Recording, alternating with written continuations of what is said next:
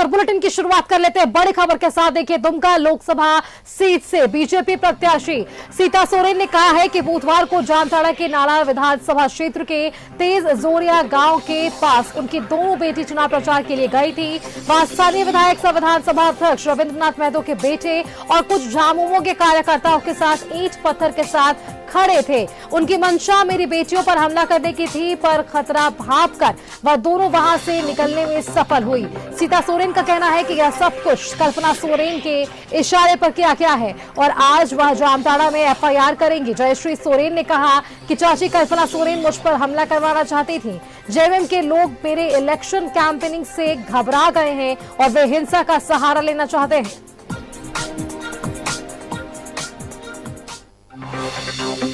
कार्यक्रम के दौरान मैं और मेरी छोटी बहन राजश्री गए थे जनसंपर्क प्रोग्राम के दौरान तेज जुड़िया गांव में नाला में।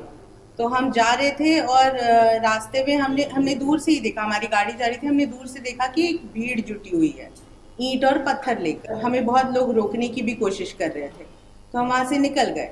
उसके बाद घर जाकर के पता चला कि वो झारखंड मुक्ति मोर्चा के ही लोग थे और वहाँ पे जो हमारे स्पीकर है झारखंड विधानसभा के रविंद्रनाथ महतो, उस टीम को उनका बेटा लीड कर रहा था। और बाद में पता चल रहा है कि ये हमारे चाची श्रीमती कल्पना सोरेन जी ने करवाया है। बेटी लोग है वो अपने माँ के लिए किस तरह से वोट मांगने के लिए लोग गई हुई थी, दोनों मेरी बेटी, और पूरे तरह से टारगेट कर लिया गया और ये कल्पना सोरेन का ही द्वारा ये सब किया गया है, क्योंकि स्पीकर के घर के बगल में वो लोग थे और स्पीकर का जो बेटा है वो वहाँ पर वो लीडिंग कर रहे थे पूरे तरह से।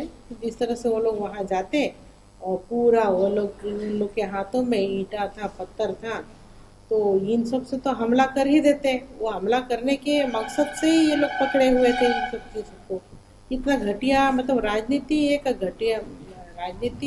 घटिया होता है, लेकिन इतना भी घटिया नहीं होना चाहिए कि आप बताइए ये भी भूल जाए कि ये किनकी बेटियां। इतना मतलब सत्ता के लिए मतलब ललसा हो गए ये लोग कि किसी भी हद को पार करने के लिए आज का डेट में ये लोग तैयार। और आगे अगर ये लोग बढ़ते, अगर वहाँ से गाड़ी नहीं मुड़ती तो बड़ी घटना हो सकती थी, क्योंकि ऐसी घटनाओं का सामना पहले मैंने भी किया था। हम एफआईआर नहीं किए थे, इसीलिए ये लोग अब समझ नहीं पा रहे हैं कि नहीं चलो ठीक है, नॉर्मली सब कुछ पार हो जाता है चाहे हम कुछ भी करें।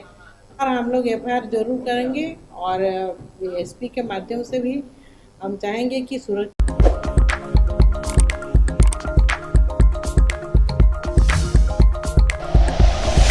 Like and share videos, subscribe करें हमारा चैनल और प्रेस करें बेल आइकॉन। न्यूज़ 11 भारत, सच है तो दिखेगा।